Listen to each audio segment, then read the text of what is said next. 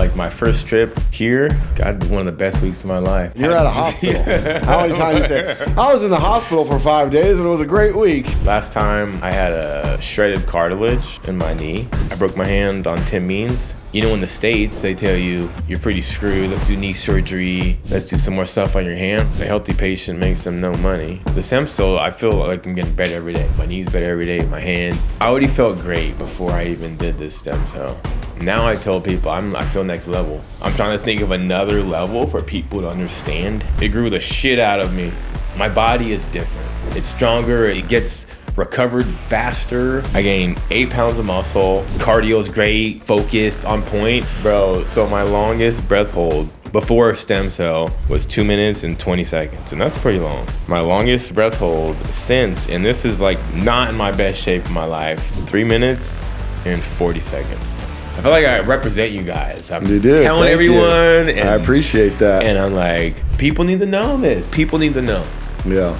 It don't matter what you got. If you feel like shit, you know, you're in pain every second. No matter how much money you got. Like, yeah, health is wealth. All right, CPI Podcast, guys. Welcome back. Max, great to have you back down here, man. Last time I saw you, we were having the best sushi I think I've ever had in my life with big old Josh Emmett and Sacramento. Who would have thought that the best sushi in America is in Sacramento? Spectacular sushi, but it was good to see you, man. Yeah. It was good to tap in. Yeah. And it's so good to be back. Yeah. So good to be back. It feels almost like day 7, like it's a continuance of when I was here. Whenever you go somewhere really, really good, like my first trip here, I tell my girl, like, I had one of the best weeks of my life. Oh, wow, that's cool. And I've had great weeks, you know. And you're at a hospital. How many times you say, I was in the hospital for 5 days and it was a great week. Yeah, but just from the whole experience, the ocean and the therapies and the staff is so incredible. Their attention to detail, how they take care of you, they get you everything you need. They're waiting on you hand and foot. Everyone's so knowledgeable. And they fix the shit out of you. Yeah. So, I mean... What'd you have done last time you were here? I don't even remember. Yeah. Last time, I had a shredded cartilage in my knee. I fought in February. Didn't know that my knee was that messed up. It was a little tight. But I had an MRI after the fight. You're like, your meniscus is shredded. I was like, really? Like, you don't have any pain? I'm like, no. But, no. I had my knee and my hand... I broke my hand on Tim Means, his face, and it's never been the same since then. It felt real clunky and slow. And yeah, you know, in the States, they tell you, you're pretty screwed. Let's do knee surgery. Let's do some more stuff on your hand. But my guy, Dr. Pinero out in Sac, who does all my injections, was like, talk to Josh Emmett. He'll connect you with Lola. And we got down here, man, and I mean, to be able to actually grow cartilage and actually be able to do all these magnificent things, state-of-the-art stuff, that's why my week was one of the best weeks of my life. I care so much about my body and my performance and how it works, and there's no limits to that. And then when you come down here in a facility like yours and you have down here and the resources... I mean, life changer. Well, that's awesome to hear, man. You know, like, it beats a knee surgery. How long would knee surgery would have taken you out? Or hand surgery is probably worse, huh? Yeah. But I mean, these options down here are just, it's like magic, man. It's magic that works. It's futuristic. I tell people, man, like, everybody should go. Yeah, me, because my body is my weapon. My body is my job, my tool. But it's quality of life. And, I mean, there's so many stories. Even all the stories I've been hearing since I've been here just today. Yeah.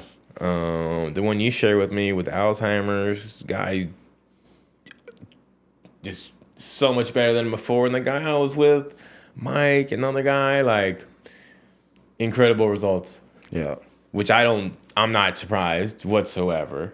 But I it's am cool. sometimes, though. Yeah. You know, sometimes, like, I mean, we knew we were going to get good results, but because of all this data collection and what we're doing, like we're like, are you sure? You know, we got a specific team of people that's collecting all of the data because it needs to get independently reviewed. So we have to package it up in a specific way. And then obviously, you know, you don't let the people who created the data do the investigation on it. You know, it's got to be an outside group of people. And, you know, we're still kind of like, you know, like, really? You know, like, it's still that high, you know, like, and it's, yeah, I mean, I say this all the time. It's like we have week after week where everybody that comes back is doing great. Not every week, you know, definitely not every week. There's some people, nothing works for everybody. Yeah. Except, you know, you hold your breath long enough, you won't live. But, you know, like it's been awesome, man. It's really, you know, that guy, 80 years old, you know, his results, his doctors gave him a list of 12 different conditions that he previously had. They're not completely gone, but, you know, back enough to where he went back to work as a teacher. He can drive a car again. He can see out of both of his eyes. You know, it's just like this whole long, I got to see if I can get him on a podcast, you know, just to be, you know, for him just to say, hey, I'm 80 years old. You gave me my life back. I can take care of myself. I don't have to ask my daughter for her drive me everywhere, and I can go back to school and teach the kids. Like, he's like, wow, you know. And that's measurable stuff that people wouldn't believe. Right. Like the average person, oh no, you can't. I almost don't believe it. I'm like, hey, you know, like, let me see these tests. What's even crazier to me is like, oh, your doctors at home are saying this? Like, they gave you this information, you know, because. Not always, but frequently, people's doctors back at home, you know, look at them. First of all, try to convince them not to go. Look at them out of the side of the eye, and then when they do get results, sometimes they still try to, you know, poo-poo on it a little bit. Yeah, but you know, if you're feeling good, that's all that matters. Don't matter what the MRI shows. Yep. Doesn't matter anything like that. It's like, is your knee working better? Is your hand working better? Are you feeling better? There you go. Like. Yeah, it's good to see all you. There's a real good group of people back with you guys too, so that's cool. It's a lot of cool people. It seems like a lot of cool people are down here. I mean, maybe not every week, but I mean, I was just here one week, but just the different guys, the stunt guy and the bike guy and a lot of cool, just different people out here. I think you got to shout out to Joe Rogan. Because most people find out about us through Uncle Joe. Yeah, shout out Joe. And so I think that brings a like-minded group of people. But also, my patient advocates to bring the patients in, they have carte blanche. If they think someone's a douche, no problem. You know, for my patients I have here this week, I'm overbooked by 2 accidentally. You know, we got 20 or 25 returns. I can't remember this week coming in. So it's like 50 people here. The last thing I need is a douchebag to deal with. Yeah. You know, so. At will. No shirt, no service. It's just, you know, it's just good to have like a lot of like-minded, a lot of cool people, open-minded people down here. And God, my Rolodex is getting pretty awesome. You know, you take care of a lot of people that are really good people, and that's been a super cool. Yeah. And I mean, I've connected with a lot of people here. I mean, Matt Murphy, got a lot of homies out here that I've met from last time that I'm still connected with, and these, like you said, like-minded people that are about body optimization and just doing whatever it takes. And there's Yadson, TJ, and you know. I know some people are a little apprehensive. I was a little apprehensive when Tijuana. I'm like, oh shit, I've heard things, but it is what it is. If you get over that, then your life can be changed, like legitimately. Yeah, don't let the hype about TJ, the propaganda about TJ, keep you from fixing your life, because it ain't nothing like what people think it is down here, especially post-COVID. There's so many Americans that moved down here during COVID and saw how great it is and never left. Just look around at the license plates. You'll see more California, Arizona, Nevada license plates than Mexico plates. You know, but I was just back up in LA last weekend. Went over to 10th Planet, Eddie Bravo's. Watched my boy Khalil fight. Not the result we wanted, but he did a great job. Yeah. And walked like 8 blocks, and I'm like, this is way sketchier than Tijuana. Yeah. Way sketchier than Tijuana. You know, like you don't really even see homeless people here, let alone like people on the corner doing drugs, shit on the fucking sidewalks, trash everywhere. I'm sure you could find it, but not like San Francisco or something. To me, you could find trouble anywhere. But the propaganda that I've heard was like, there's trouble everywhere. There's heads, they're cutting heads off, rolling and down the shooting street people in front of you, and it's a madhouse, which I'm sure it goes down. But for the most part, like I'm all over TJ. You know, like I live in TJ, and I'm never nervous, man. I've never had any problems. People ask me all the time, like, "Aren't you scared down there?" And I'm like, "No." First of all, I lived in Brazil, in Rio, for 3 years. You know, like, no. And I worked in Pakistan for a while, where even like 5-year-old, 6-year-old kids are walking around with guns. You know, like.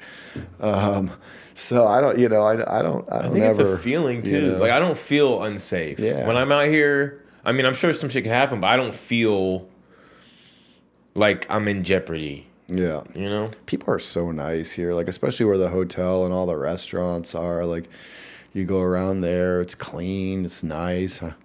I don't even have the nicest G-Wagon in my parking lot, you know, like it's, it's just not what people expect it to. Is there bad parts? Sure. But other than like Revolution, which is just a party spot, you know, I don't know where the bad places with TJ are. I've never ended up in one. There's some places that seem a little bit like more low income. But that doesn't mean they're bad people. Exactly.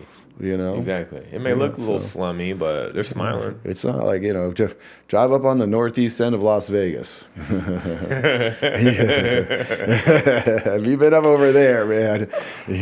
Yeah, I've been way more sketched rolling around up there, than I am anywhere down here. So it's cool. You know, if people don't want to come because of that, there's other places to go. And there's other places that are really good. Yeah. Well, cool. And you got a fight coming up too, huh? That's why you're back down here. A little tune-up. Yeah, ready to rock and roll. Like I was telling you earlier in the car, like I've never felt this good. I don't remember feeling. And it's kind of, I mean, I'm all about recovery. I'm so into recovery. That's like my life. I like recover and like train on the side. It's like almost how I get down. But being able to come out here and get a quick tune-up, and then fighting December 7th, UFC 310 versus Michael Chiesa. Yeah, Las Vegas, man. The arena, last pay-per-view of the year. I was telling people, like, I already felt great before I even did this stem cell. Now I tell people I feel next level. I'm trying to think of another level for people to understand how good I feel, because I already felt great. So I already feel. I was hitting pads yesterday with Coach Joey. He's like, "Man, we need to slow you down." Like, really peaking. Yeah, he's like, "Dude, I'm shredded. I'm freaking cardio's great, focused, on point." They're like, "We're still 8 weeks out, you know." He's like, "We're gonna slow you down." I told him our peaks are higher now. It's a different, and we're still 8 weeks out. I'm ready now. So to get the tune up and then the stem cell, I feel like I'm getting better every day. My knees better every day. My hand, everything is just building and building and building. And to get this boost and then another 8 weeks of just peaking, dude, I'm gonna float in there, Super Saiyan, and handle business. Like how good I feel now, just how strong I am, and my body, it's different, man. It's great. Yeah, I mean, talk a little bit about your recovery, because I try to explain to people. People get frustrated with like, hey, you got to slow down for a minute and let this tissue grow. Yeah. But like what you're talking about, and I hear this all the time from people, but it's hard for the people that are just first sitting there, right? And we both have had the frustrations of injuries. 8 months for me, I couldn't walk after my back surgery. And you want to get back to what you're doing. But what I try to also tell people is like, hey, when you do come back, you need to come into it slowly. But like you were just saying, the gains happen at a whole different rate as they do But if you haven't done the cells, bro, like I said, we know about the recovery. I'm scheduled. It's all. So I was doing hyperbaric every other day. I did the red light. I did the PEMF. I did everything they're supposed to. And then I think it was 3 months or whatever date that I could do PT. That's the day I went and I started light, just going through the motions and really took the time off. And it improved and improved and improved and improved. I know my body, okay, and how hard I was training and what I was doing. I was trying to get into the 190s for months, like 3 months. For 3 months, bro, I thought, I'm talking my nutrition was on. I'm training 3-4 times a day. I'm doing all my runs, doing my stuff. 204 every week. 201. Okay, this next week I'm gonna hit 205. 205 because I was working out and like I was getting stronger and my body was looking like it was lighter, like leaner, like more chiseled and more definition and more, but I was still like. So about a month and a half ago I got the 196. I broke that threshold. 196. Ever since then, shredded, strong. It just took a little longer to catch up, but now, bro, like, oh, it's crazy. I did a DEXA scan the other day. I gained 8 pounds of muscle, just in my upper body since June. June, July, August. I scanned last time in June, so July, August, September. Yeah, 3 months. 8 pounds, and just my body fat, everything is different. It's lower, I'm stronger. Just, it's it's no joke. It's no joke. My body is different. It's stronger. It gets recovered faster. Like if I'm sore and I do some stuff, I take my stuff, I feel good. Like Thursday, in a training week and stuff, like I feel good. It's a different. I'm at a high frequency, bro. I'm telling you, I did a lot too when I was doing when I couldn't train, right? I listened. I want, you hear the stories about people going back too early, and this was such an investment for my future career and my life and just my human self. I knew I had to take time, but during that downtime, I got really deep into my meditation, my frequency stuff, my breath work, bro, my breath work. Yeah, you were telling me that was a big gain. Huh? What was it? Bro, so my longest breath hold before stem cell was 2 minutes and 20 seconds, and that's pretty long. That's and you 30, do this underwater? No, just 30 inhale, exhales, big inhale, exhale, and the start time. And my longest is 220, and that's on fight week. That's the best shape, peak performance, like all my ducks in a row, peak physical performance. My longest breath hold since, and this is like not in my best shape of my life. This was 3 months of kind of just resting and doing, all my recovery modalities. 3 minutes and 40 seconds. That's insane. It was so long. I had to do it again. I thought my stopwatch got messed up or something. And I did it again, and it was like 3:20 or something like that. So I was like, it really was that long, So like the magnitude of that is, I don't know, people know how long 3 minutes and 40 seconds is. That's a long time. Stem cell is, it's crazy. It's creating just growth.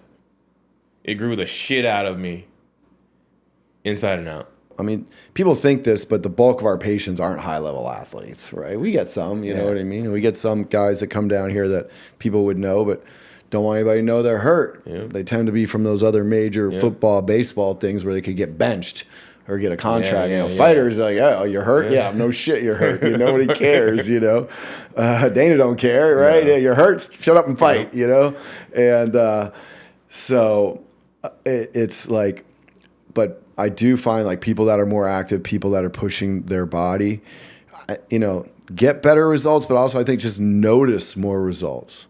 Like I get a bunch of poker players down here. I get it. That's what they do and everything like that. But it's almost like, it's like recovery rehab rather than like, hey, I'm athletic and I got to get better so I could be better, So like they just they don't notice it as like much. A different lens. Yeah, there you go. Yeah, exactly. I know how my body feels so minute. Every day, my toes is any little.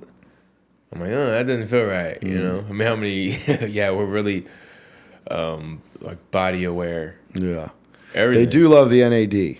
But you gotta admit, you're just sitting there playing cards or whatever it is. Like that's not the same as, even just hitting the mitts every day. Like you're gonna feel different about your body. If you're doing more physically and pushing your boundaries, then you could actually. It's like having a fucking fast ass car and never racing it. Having a Lambo and never. That's not me. Yeah, never right. Staying in the speed limit. You gotta try to push those limits. But, as long as they're happy and they're getting, doing what they're doing. But in some ways, I wish that people could really see how, feel how much it's really doing for them. But then you also have like the 80-year-old guy, like he's feeling a whole new life at 80, and people are like, oh, I'm too old for this. I'm like, oh, yes. There's a lot of older people that come down here, especially with heart issues, and now we're seeing a lot more with brain issues and stuff. So it's been crazy over the last 4 years to see, post-COVID, how much the awareness of stem cells. And I almost feel like post-COVID, there was kind of like this like health awakening. Yeah. Right? Like people were like, wait a minute, I got to worry about health, whether you were scared of COVID or you weren't scared of COVID or like whatever it was, all of a sudden people were all like thinking, I got a mask to be healthy. I'm doing this to be healthy. And it's just really, it seems like it's just become so much more well-known and more people are doing it, more locations, people doing it, lots of good places doing stem cells now. And, the response that we get both in the interest of people coming and then how people respond to the treatments it's big time. Yeah, health is wealth. And it don't matter what you got. If you feel like shit, you're in pain every second, no matter how much money you got. Like, this is, it's crazy what you guys are doing there. It's like a real, like help to humanity. It sounds a little, I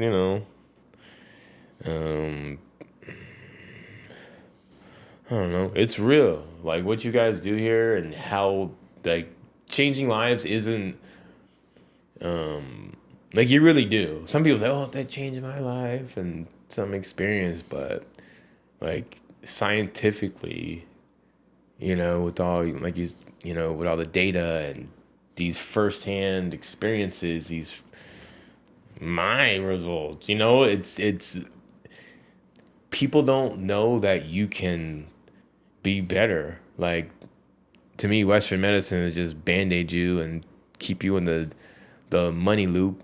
A healthy patient makes them no money. And I know it's not just that, but that's part of it for me. And this has really changed people's lives. Like you said, make people live longer with having better quality of life, being able to drive again, being able to... I mean, I seen like dude grew his freaking finger back that got cut off. I show people that video and they're like, sci-fi, 100% blown away. Yeah, that was a crazy... We didn't know if that was going to work either, but we're willing to try. I mean, God, imagine... Guy was a motorcycle racer, just lose your thumb, you lose. But to grow back, that's you could kind of still fight without a thumb, but ride a motorcycle, it ain't happening. But that sounds so freakishly impossible to me. Like, What? You have to show people. Someone cut their fucking finger off and it grew back. I'm like, the nail's still a little fucked up, but shit, it's fucking there. Can still thumb wrestle. Yeah, he can still thumb wrestle. He may not get approved by the commission, but. Oh man, shit. Yeah, I mean, health is wealth. You're absolutely right. And one of the things like I really respect, and I signed up for your newsletter. Great job. Everybody should plug the newsletter because you got good info in it. Sign up for my newsletter. A lot of good gems. I say a lot of stuff too that's a little on the edge, but I keep it 1,000. So I dance that line. I'm on a tightrope walk of what I could say and not say. And yeah, it's good to get information out. You guys will learn some shit. Yeah, I like the newsletter. The brain frequency stuff. Tell us a little bit about that you're doing. Man, I've been doing some brain stuff. Shout out to Jizen Labs, Mill Valley. Doing this program called NeuroFit. It's funny. I'm a learner. Okay, I like learning, and I'm trying to be the best human I could be. Like, I read, I listen. I'm a learner, and I feel like if you keep learning, then you could keep growing. Once you stop learning, you start dying. Is what someone told me. So you learn. You can always learn something, but. Our brains are muscles, but they're fluid. They could change. It could. A lot of people have like fight or flight locked on from birth. They're like, "How was your birth?" And you have a traumatic birth. You were born with, thing around your neck, umbilical cord. And we all know people that are kind of emotionally fragile or emotionally unstable. Shit probably happened to them. People have experience, right? Your personality is based on your experience. Really, that's how you form a personality, by what shit happens to you, and that's just kind of who you become. So I'm doing this brain training stuff, and I had a lot of fight or flight on. She's like, "Do you get mad easy?" I'm like, "No, Why would you ask that?"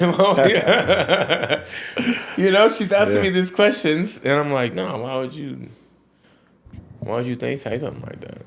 And now, looking back, we did the training, and I got it removed. It was all red. They do these scans, and then I did the training and had the red removed. And she said people that have that red removed are able to process life events without like emotion, without like we have our brain, we think, but emotion is like from our heart. Like our hearts were even created before our brains. When you're in the embryo, whenever, our hearts are pumping before our brains are even created. So our heart is such a big system that people don't realize, but it's your emotion.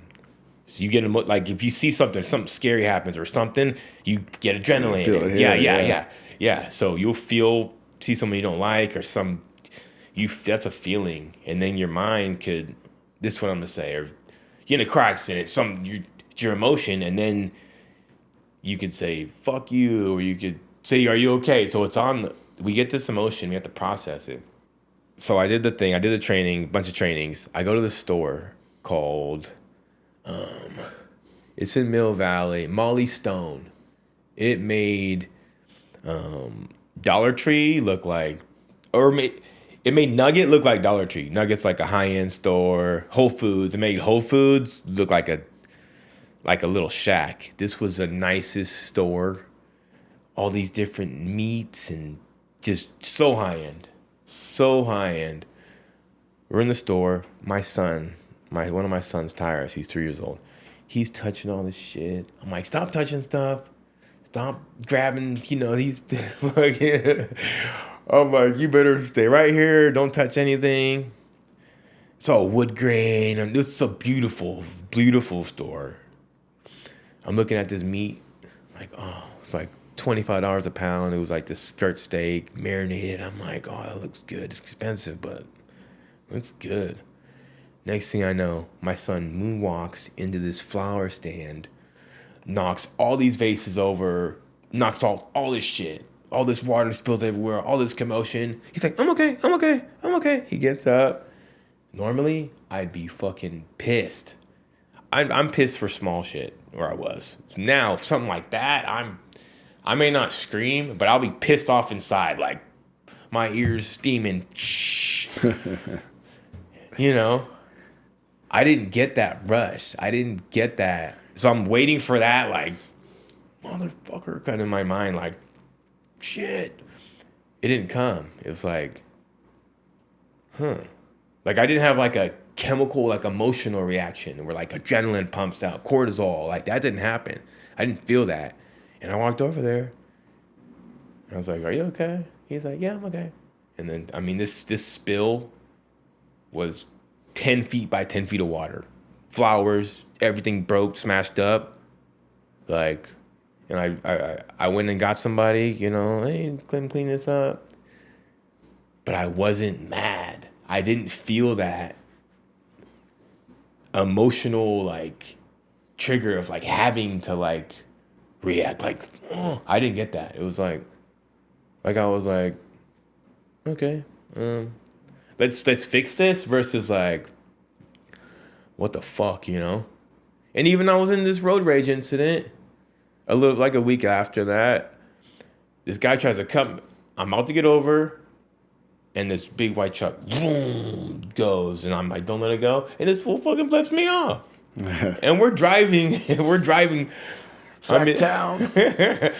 Yeah, we're in, like, Marin, so we're out there by San Francisco. Oh, Marin. Kinda. Yeah, Marin. It's in Mill those Valley. dirty hippies. Yeah, right by Sonoma. Flipping you off. Yeah. This fucking construction dude's flipping me off in his white truck. And then I'm behind him, his hand's out the window. Fucking flipping me off. I'm like, this fucking guy, right? I'm driving like 15 minutes. He's, you know, he gets, and normally, I mean, I don't know, my past life, I might want to, like, pull over or fucking kill him, beat him up, I don't know. You know, say something, like, and then I get over, he leaves again, or he gets off the exit. I'm like looking, he rolls his window down and fucking flips me off again. But I was like laughing. I wasn't mad. I was like, look at this fucking guy. Have a nice day. Yeah. My girl's like, fuck you. Like, she started flipping him off at the end. But, she's the brain train. yeah. But now it's like, but I didn't feel that. Think of how much energy you save by not getting triggered like that. Dude, and my teammates and people are like, dude, but you fight. Like, what if you don't want to train? Like, what if you don't want to? But to not have that extra energy burned has been life-changing for me. To not feel those, like, emotional, like, chemical responses and just being able to deal with just brain versus, like, an adrenaline dump, you know, like the fury of, I don't have that. Now it's just business. Yeah. That's super cool. Interesting stuff. We used to do some brain training stuff when we were doing like a holistic rehab thing for our patients that were in recovery before we were working in cancer and stuff, and then alongside cancer for a little while. And it's the brain, you know, there's a lot to learn in the brain. Yeah. A lot to learn about so much we don't know still. But just, I mean, the stem cell and even how fast my results were. I mean, they're looking at me like, holy shit, they're showing the findings, you know, look at Max's brain, blah, blah, blah. They're, like, proud of it. Like, I think, too, when I was going, I still go down there every Monday. But they weren't, like, used to people taking it serious, I feel like. Mm-hmm. I was doing my training. I was doing everything they wanted me to do, and I was back. I was staying out Monday, Tuesday, Wednesdays for the first, like, 3 months. Yeah, because I was like, I can't hit the pads shit for another 2 months. Let me focus on this, and by the time it's done, I'll be ready to get back into training. And it was perfect timing, and I think the stem cell has to make sure your shit grow fast. It made my brain work better and respond better to the treatments that they gave me, and these results are, a monkey could read these. The red's here, and this is your new scan. It's gone. Here's this changed, and then look at this. Like, you don't have to be a brain doctor to be able to read, like, dude, no, that's different. But It's life-changing stuff, and just what I could do, my processing speeds and memory, and I don't even know, man. There's just It's gonna be a good fight. Yeah, buddy. Yeah, That's awesome. yep, I'm excited to go. yep. Yeah, Vegas. Those ones are easy for me to get to. Vegas, Yeah, last pay-per-view of the year. best after parties. Yeah, they know how to. Get some trouble. Yeah. It's not like it was in the old days of the early UFCs where like all the fighters would show up at the same night. Now everybody they separate everybody, the camps out, you know. Yeah. It'd be like one club is having the after party. Yeah, I hope the fight went good. I was surprised that other males would show up knowing it was the UFC after party because boy, back in the early days, those were some crazy times at the after parties. You know. I believe it. I was joking with Tito when he was down here. I'm like, I remember those after parties. Yeah. That's like before cameras and all this shit too. Yeah. All the. It was. Thank God. Yeah, and that was before the clubs figured out maybe this isn't a moneymaker for us after all. Having all these UFC guys and their little cronies from the gym, myself included, show up. Yeah, you don't need security, really. They need extra security. But of course, and then you always have like, I'm sure you've had this experience, right? You go out to the bar or whatever with your buddy who doesn't fight, but then all of a sudden, because you're there, he's the toughest guy in the room. Oh my God, that is. You're like, oh, you about to get in a fight, bro? Because I didn't come here to get in a fight. I'm not helping. Yeah, everyone's tough when they're around all me. All of a sudden, they're like extra tough, Okay, extra lippy. Yeah. Okay, so that's a universal thing. I think so. Okay. I think so. Yeah, these fools. Yeah, okay, that happens to me a lot. Ed and I had a crazy one. We went down to Playa Negra to surf and hang out in Costa Rica. Like, it's a little beach surf town, you know, and like a friend of a friend had a place down there. And so we meet this guy. We're at the bar. It was back when I still drank, early 2000s. And, we're just having some drinks, margaritas or something, eating some of those picones or whatever there. And all of a sudden he's like, I think that's the dude that stole my surfboard last year, you know? And we're like, oh, okay, what's your point? And he goes over and he starts picking a fight with this dude. And this dude, you know, he's local, he's in shape, you know? I assumed he threw like one Thai kick, and I was like, this dude knows a little bit about how to scrap, you know?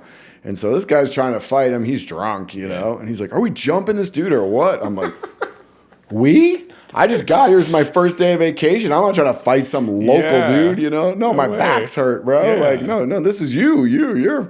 And we just stood there and watched, and then he was all pissed, you know, afterwards. He's all we're looking and shit. I'm like, you paying me to fight this dude? Like, no, I didn't come down here on my first day to fight some local who knows everybody, and I don't know nobody. Like, what are you kidding me? Like, hell no. So that was the worst one I ever had. But, you know. It tends to happen, I think, to all of us. Yeah, it's quite common, I guess. They feel like they're just liquid courage with someone that could scare somebody for them. Yeah. But I'm like, hey, I don't want to. I'm gonna avoid that. Yeah, it's like the complete opposite of going out with the Diaz brothers. Yep. You know, like no, they're there to do that. Yeah. They're like, what? Okay. Yeah, you gotta know. You gotta know your surroundings. Yeah, well, up that area. Do you ever go any like Elite XC events back in the day? Were you fighting back then? I was fighting back then, but I didn't fight there. No, I didn't know if you went. I knew you didn't fight there, but I didn't know if you went to. Their after parties always got out of control. And I tried to warn them, like, you don't want to have an official after party. Like, what are you doing? You know, let everyone figure out and go where they want to go. And I think there was some pretty big brawls with like everyone. But plus they would have them in places like, you know, Stockton, Hawaii, you know. Yeah. Where there's probably going to be a brawl anyways. Anyway. And then you mix that. Pour a little gas on the fire. And then they have fighters and that fought each other and camps. And at the same after party. And here's some free alcohol. Like, what are you doing? Yeah, that's a recipe for disaster. Yeah, but you can lead a horse to water, but you can't make it think, right? You know, like a bunch of people that had nothing to do with the fight world trying to run a fight show. Yep. Now you know. It didn't last long. Now they're gone. Yeah, that was a short-lived promotion. Yeah, they blew through some $85 million quick. But at least a little bit went my way. Yeah, there you go. Yeah. They pay me $550 an hour to consult. I'll be sitting at their fights making $550 an hour. And then a couple of times I was like, I'm making more than some of these fighters. I'm not sure that's right. I'm not doing nothing, Putting their life on the line. But you know what it was? I had a giant email list. Remember we talked about an email list? Yep. I probably had one of the biggest email lists in the game. Yep. And, you're doing an event. You want 250,000 eyeballs on it? Okay. Send, So that helped. That helped a lot. Yeah. That's why everybody joined his email list. Yeah. Join my email list. You heard it from the man himself. Yeah. I read your emails, man. You put good. I've been working on putting the hooks in there and putting selling some shit in there, adding some stuff, telling a story. Yeah, we've been working on that book. That one of those secret books. But yeah. It's good, man. It's good. It's. I talk to a lot of guys about this. It's like fighting's not a career, right? You got to get in, get what you can, and hopefully leave healthy and wealthy. Yeah. It's a that cold doesn't happen game. for a lot of you. It is a cold ass game. It's so cold. They don't give a shit about you. No. But if you know that, then I think you could maneuver in the space. And MMA fans are so forgetful, and just it's not like they're fickle. It's not like football where they're still talking about the boss or somebody some crazy 1997 old guy. People are like, what that guy fought Hoist Gracie. Never heard of him. It's just not the same. Yeah, they're fickle. Yeah, but you got to know that they fill arenas. Yeah. UFCs sell out. Yeah. So even that Sphere, those ticket prices. It was so funny. I saw so many people talking shit about ticket sales. There was not an empty seat in that place anywhere, and the show was incredible. And look, I know you guys went, yeah. Yeah, we went. It felt like an old, like a Mortal, watching, it was like a Mortal Kombat or something. It was. With, the stages, and I was just imagining fighting there with, just kept changing the thing, but just fighting with that next to you. That's what I was wondering. That would be a different two things thing. I was wondering and watching it, because that one whole side. First of all, the thing goes all the way over the top, right? Mm-hmm. So I'm not sure if from down there in the cage where it was, looking up, you could see always stuff. Kind of preferably. You know what I mean? It. But having these big graphics out the corner of your eye, that was one thing. The other thing that I noticed was there was no clock to look up at. You know how normally there's a clock up there, and you'll see guys, if they're up against the cage or something, glance up for a second and look at the clock. There's no clock up there. So I wonder if that messed with people at all with what was going on in there. But I hope they do another one. I don't know if they will, but they did a great job. I don't know if being on TV was anything like being there. I'm sure not. But that, when the wall would go black, you would realize how close it was. Yeah. And then how realistic and how 3D things really were. It looked like sometimes the stage was 50, 60 feet back, and then you realize, oh no, it was only 5, and just... you couldn't tell that on TV. No, you couldn't, yeah. I mean, it looked good. It looked sick. And they make the seats rumble, and they can make wind happen, and, the sound is just incredible. But it's like being somewhere versus watching it, seeing a video of some destination, then you're there, or going to... sometimes I'd rather watch the fights at home, though. Yeah. Depends where my seats are. Yeah. And who's fighting. But, it's just sometimes it's just good to hear what Uncle Joe has to say, and Anik and Dom and those guys are saying, and just... And depending where your seats are, you end up doing a lot of this, looking up at the big screen, trying to see what you couldn't see. What's going on. I mean, nothing beats that energy. But sometimes if I got shitty seats, it's you hear that UFC, make sure I get good seats. And good seats are hard to come by these days. It ain't like it wasn't back in the day. No, they're all selling. Everything sold out. It's the brand just keeps growing and. They know what they're doing over there. It's the biggest, I tell people this all the time, it's the biggest worldwide sports league because NFL brings in more money, but are people, in Dagestan watching the Super Bowl? Yeah. China? Yeah. Brazil? Like every little country in between? No. But I bet there's not a sport that more countries are represented in. I think fighting is so universal. I think fighting is the original form of competition, really. I mean, it doesn't get more real than that, more primal, and it's, it don't matter what language it's in, if you see people fighting. You know what's going on.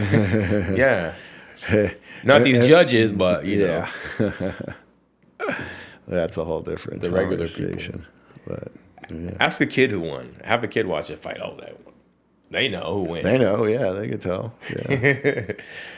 I always kind of thought, 6 years old. After BJGSP, I always kind of thought, because I was working backstage back then, and I always kind of thought that if it goes to a judge's decision, the decision should happen after they're treated at the emergency room to see who really won, let's see the judges will have the guy who's got a broken hand, broken nose, broken everything, and then the other guy's fine, type situation. So but that would take too long to get results. So but I don't got time for that there. Yeah, don't leave it to the judges, right? Yeah. I certainly lost a lot of tournaments in Brazil. Me too. For shit like that. I lost to Thiago Alves in Brazil for that. Oh yeah. Fortaleza. Fortaleza. Fortaleza. Pretty I like place. Fortaleza. Pretty place. I like it a lot, but won't fight there again. Not for judges. Yeah, I won't fight there again.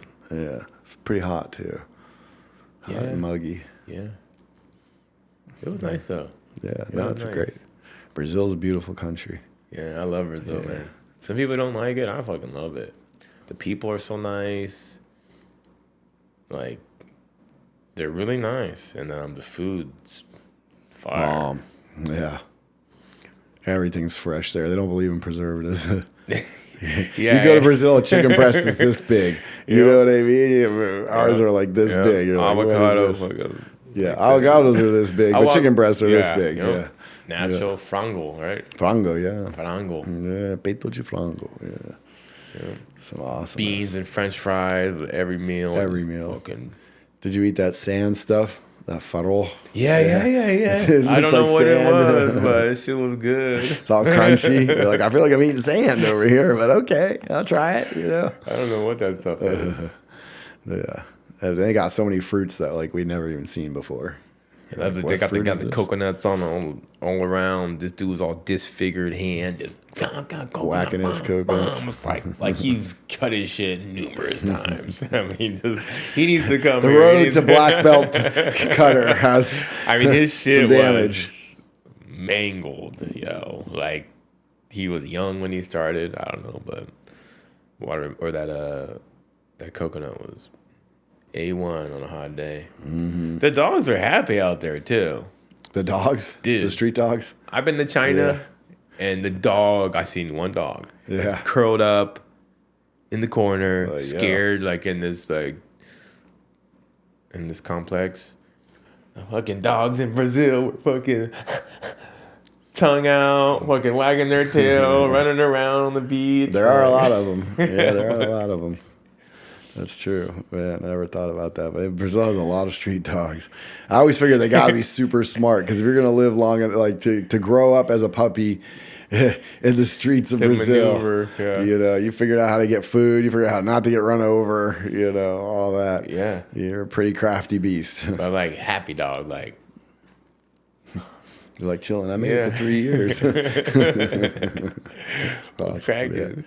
Well, hey, man, it's good to catch up with you. I know we got to go get you some stem cells. And if I don't see you before then, I'll be there in Vegas. Yes, sir. December 7th, right? December 7th. That's awesome. Team CPI, baby. Let's go. I don't know if we're in the cage for that one, but we'll see. Yeah. Those cage spots are hard to get these days. It's bright as shit, though. You can see it. Yeah. You can see that thing from a mile away. That's my color. Yeah, that's my color. Almost this color. Yeah. The CPI. The old highlighter green. No, it's good to see. Every time I see it, I'm like, I feel like I represent you guys. I'm You do. telling Thank everyone. you. I appreciate that. And I'm like, but I feel part of it. I feel like people need to know this. People need to know. Yeah. And if people knew how, if they get rid of, the thoughts about TJ and they think they don't listen to their doctor, stem cell doesn't work, blah, blah, blah. If they could get past that and like take their life in their own hands, their life would change in such quality of life, everything, your body. Everyone should do it. I don't see who shouldn't do it. I mean, if you have some medical thing you shouldn't do it, maybe, but any age, like it's next level, man. Yeah. Well, let's be honest.